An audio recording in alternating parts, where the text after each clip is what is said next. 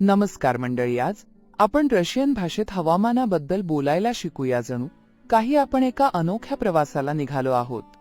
रशियनमध्ये आज हवामान कसे आहे हे विचारण्यासाठी काक इवोह दहनीयह हा प्रश्न वापरतात.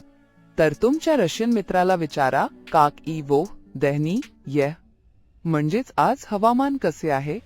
जेव्हा हवामान खूप चांगले असते ते व्हापो गोदह हा रोषा यहसे म्हणतात.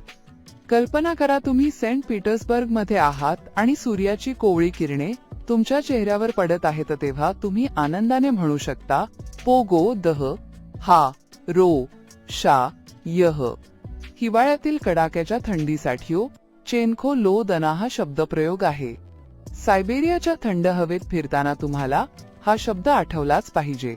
ओ चेनखो लो दना. जर अचानक ढग दाटून आले आणि पाऊस सुरू झाला तर द्यत द ओश असे म्हणता येईल. मॉस्कोच्या रस्त्यांवर फिरताना जर अचानक रिमझिम पाऊस सुरू झाला तर तुम्ही म्हणाल ओ है द्यत द ओशच. भविष्याबद्दल बोलतानाच व त्रात्रो क्लीस म्हणजे उद्या ऊन पडेल असे सांगतात. तुम्ही तुमच्या रशियन सहकार्याला विचारू शकता झ व त्रो क्ली सदा म्हणजेच उद्या ऊन पडेल बरोबर.